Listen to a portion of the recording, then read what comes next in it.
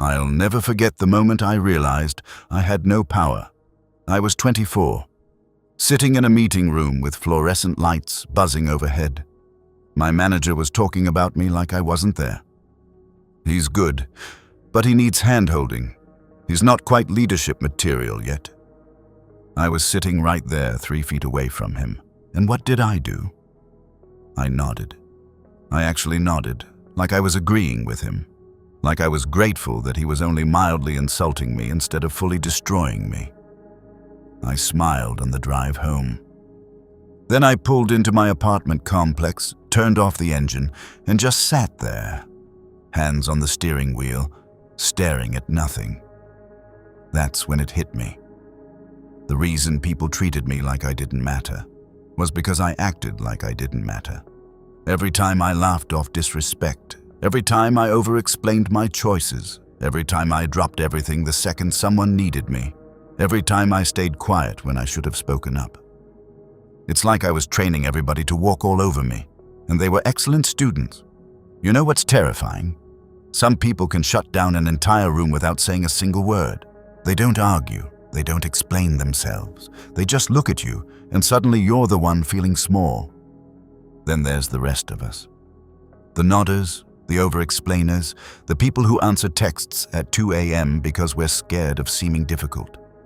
The ones who give away their power in 1,000 tiny moments and wonder why we feel so empty. What's the difference between those people and us? It's not confidence. Confidence is a result, not a cause. It's what they've stopped doing that we haven't yet. After that parking lot moment, I became obsessed. I studied people who commanded respect effortlessly. I tested different approaches. I failed.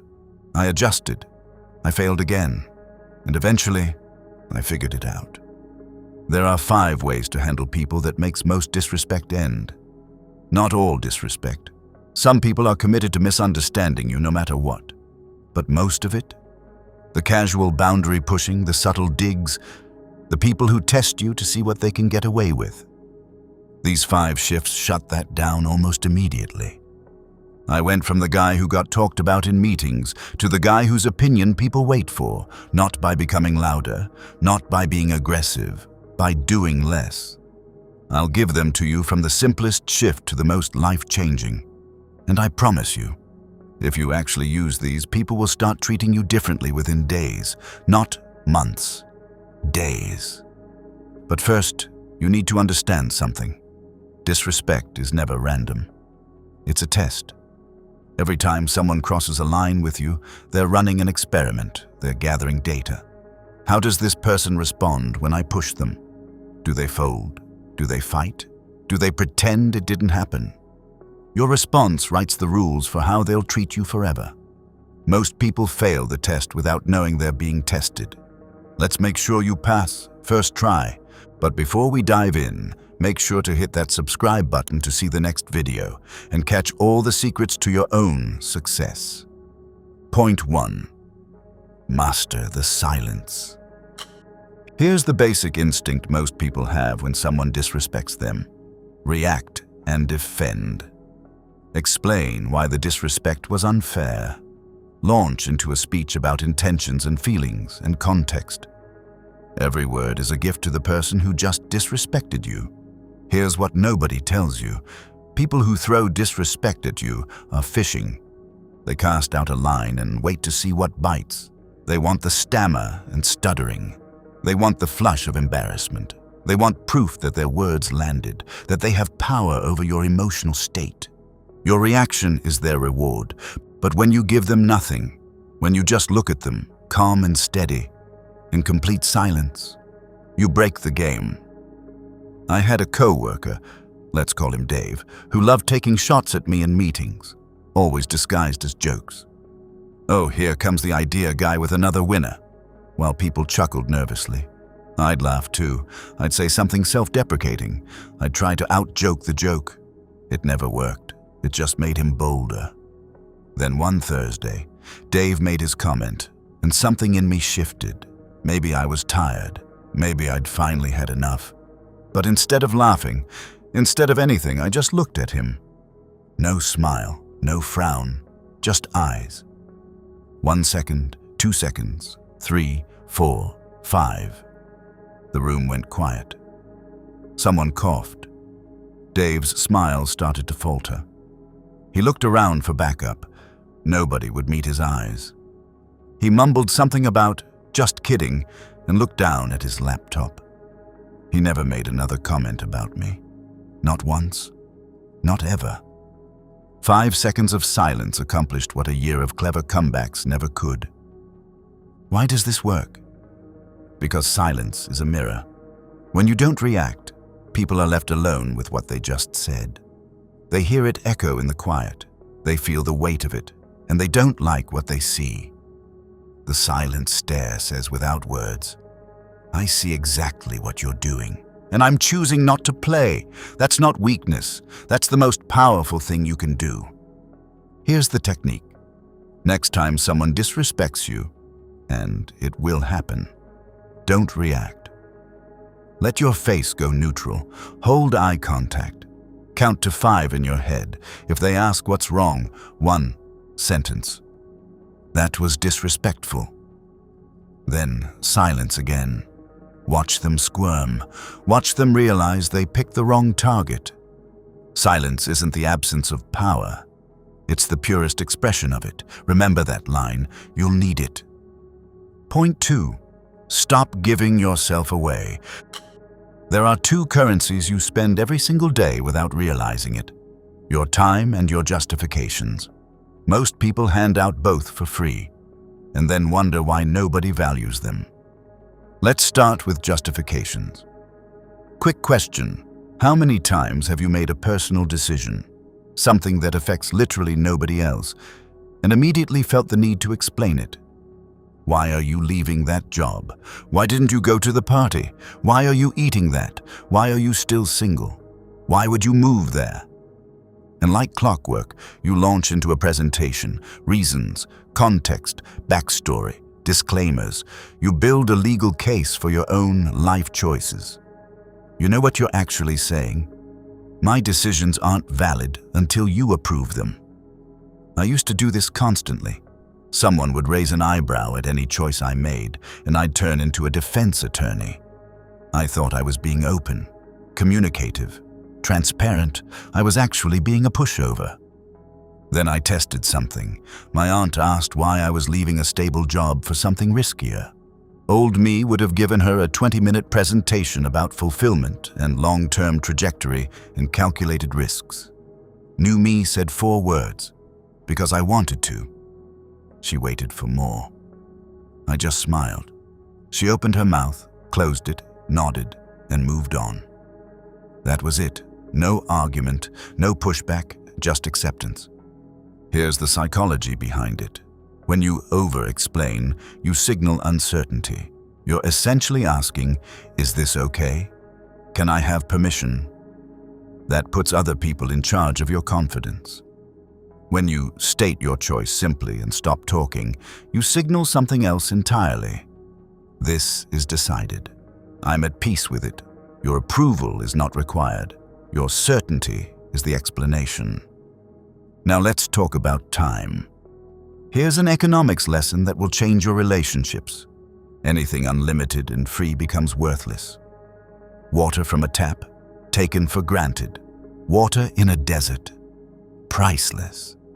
Your time works the same way. When you're always available, always answering, always responding, always saying yes, people stop valuing your presence.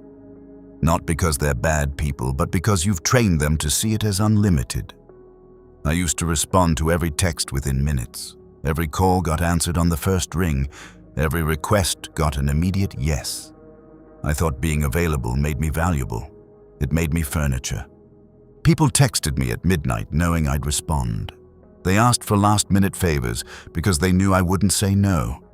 They kept me as a backup plan because I was always there, waiting. My friend once told me, laughing like it was funny, "I knew you'd be free." That sentence haunted me for weeks. So I changed, not dramatically, but subtly. Texts started getting answered in hours, not minutes. Calls went to voicemail sometimes. When someone asked for my time, I stopped saying yes immediately. Instead, let me check my schedule and get back to you. Small shifts, massive results. People started asking if I had time instead of assuming I did. They started thanking me for making time instead of expecting it. They started giving me notice, consideration, respect. Here's the principle that ties both together. What you give away freely, people treat as worthless. What you protect, people treat as valuable. Your explanations, your time, your energy, your attention. Stop handing them out like flyers on a street corner. Start treating them like the rare, finite resources they actually are. The people who matter won't mind waiting for a response. They won't demand justifications for your choices. They'll respect the boundaries. And the people who don't, they were never respecting you anyway. They were just enjoying the free access. Point 3. You're the one granting status. This is the insight that changed everything for me. Once you understand this, you'll never see social dynamics the same way again. Here's what most people believe. Status is taken. Someone walks in with more confidence, more success, a louder voice, and they take the high ground. You're left scrambling below, trying to earn your way up. That's completely backwards. Status isn't taken, it's given. Think about it. When someone disrespects you and you scramble to defend yourself, explaining, justifying, laughing nervously, seeking their approval, what are you actually doing? You're treating them as the judge. You're positioning yourself as the defendant. You're handing them a crown they never earned and asking them to evaluate whether you're worthy. They didn't take power. You gave it to them. Every single time. I remember a moment that made this click. I was at a dinner party, and someone I'd just met made a comment about my career. Something dismissive. Oh, that's interesting. Not really a traditional path, is it? Old me would have launched into a defense. I would have explained my trajectory, my reasoning, my success metrics. I would have tried to prove my worth to this stranger. Instead, I just looked at him. Slight smile. I like it. Then I turned and started a conversation with someone else. I didn't defend. I didn't engage. I didn't treat his opinion as something that required my response. And here's what happened. For the rest of the night, he kept trying to re-engage me, kept bringing up topics, kept seeking my attention because I had done something rare. I had treated his judgment as irrelevant, and that made him desperate to change my mind. When you stop treating someone as worthy of your emotional reaction, you're not just protecting yourself, you're demoting them. Your indifference is a demotion they can feel but can't argue with. This is why the silence works. This is why not explaining yourself works. You're not just refusing to engage, you're refusing to grant them the status of judge. Here's the reframe that will change how you feel in every interaction. You are not auditioning for anyone's approval. They are auditioning for your attention. Read that again. Let that sink in. When you walk into a room, you're not there hoping people will accept you. You're there deciding who's worth your time, who's worth your energy, who's worth a real conversation. That's not arrogance. That's self-respect with a spine. The people who get this, the ones who walk into rooms and command attention without saying much, they're not doing anything magical. They're just not giving away status. They're not scrambling for approval. They're not treating every raised eyebrow as a verdict they need to appeal. They walk in as the selector, not the selected. Here's how to practice this. Next time someone throws judgment your way, a dismissive comment, a condescending tone, a subtle put-down, ask yourself one question. Why am I treating this person's opinion as important? Usually you'll realize there's no reason. They haven't earned it. You just defaulted to giving them power because that's what you've always done. Stop defaulting. Their opinion only matters if you decide it matters. Their judgment only has weight if you put it on the scale. You've been granting status your whole life without realizing it. Now you can stop. This changes everything. Because once you realize the power was always yours to give or withhold, you stop feeling powerless. You never were. Point 4. Call it out immediately. Remember what I said about silence being power? This is the exception. There's a time to be silent, and there's a time to speak. Knowing the difference is everything. When someone disrespects you and you stay quiet, not silent stare quiet, but pretend it didn't happen quiet, you're not keeping the peace. You're giving permission. Every time you let something slide, you're teaching that person where your line is. And they learn it's nowhere. They learn they can keep going. I had a friend who would cancel plans constantly, last minute, every time. I'd rearrange my day, drive across town, and then my phone would buzz. Hey, something came up. Rain check?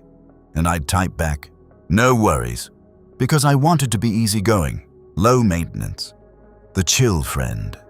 You know what I actually was? A doormat with a driver's license.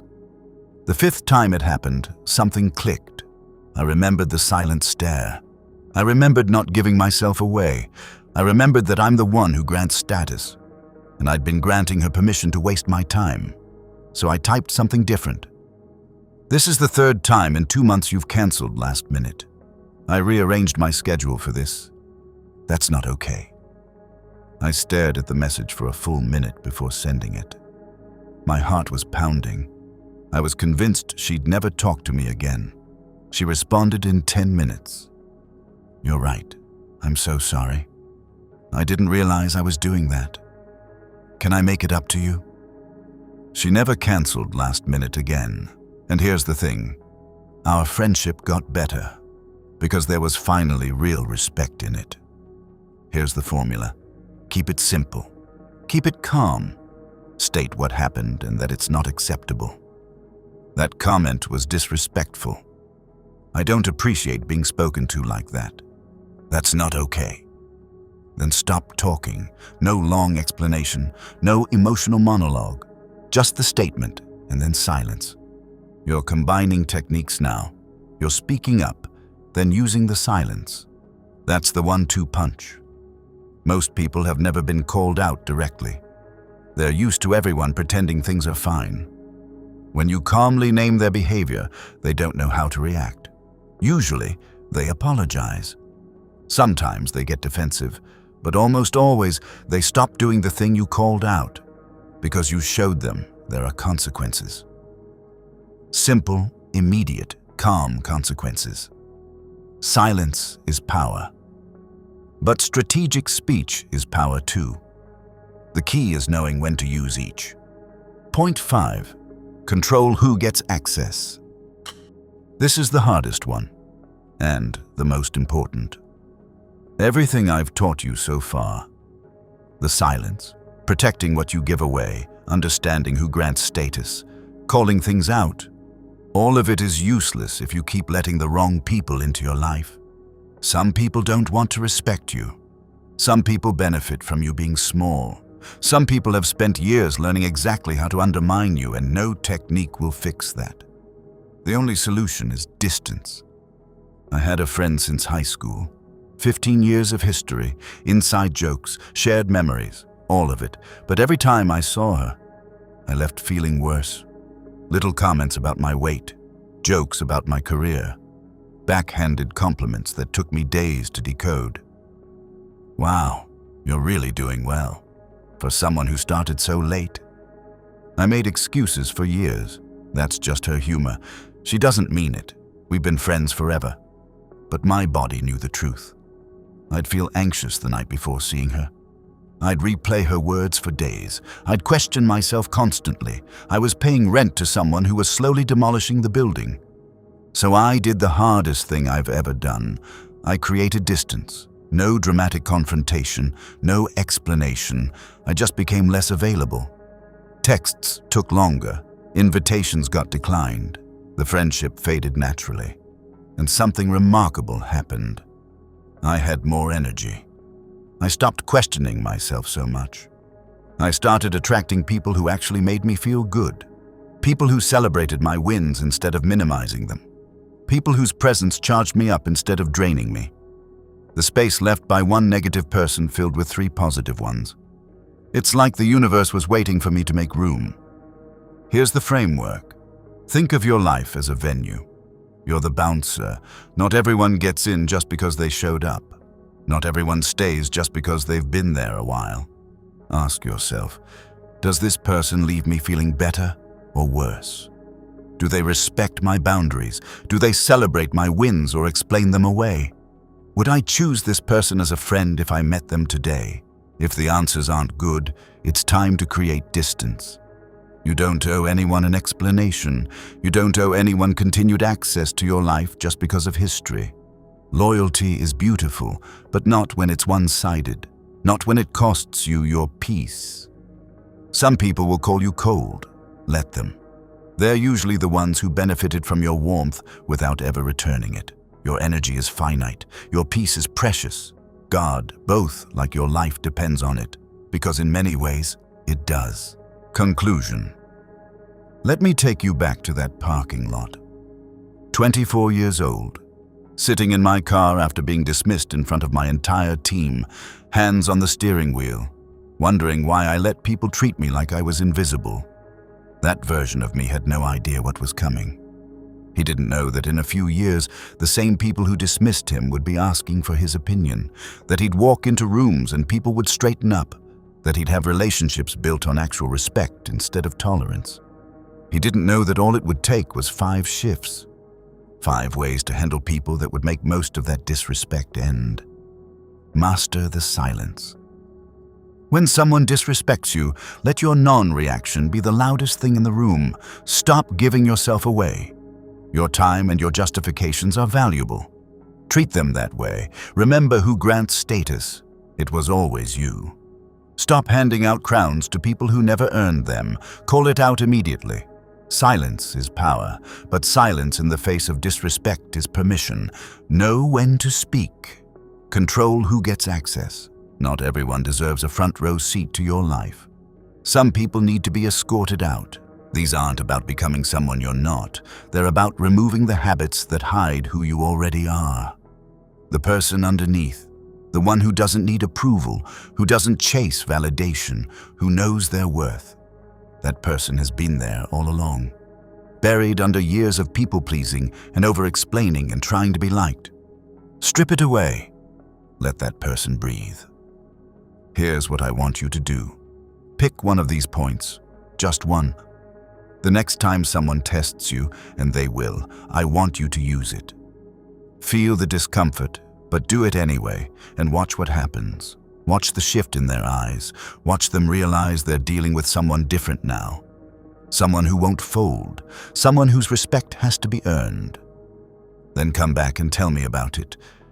Because once you feel what it's like to be truly respected, not liked, not tolerated, but respected, you'll never give your power away again. You'll wonder why you ever did. You don't need permission to be respected. You never did. Now, go prove it. Now drop a comment below and tell me if you have come to this awakening already, or if this video found you at the right moment in time and it is helping you go through this transformation right now. I read every single comment, and hit that subscribe button to catch the next secret to your own success. I will see you in the next video.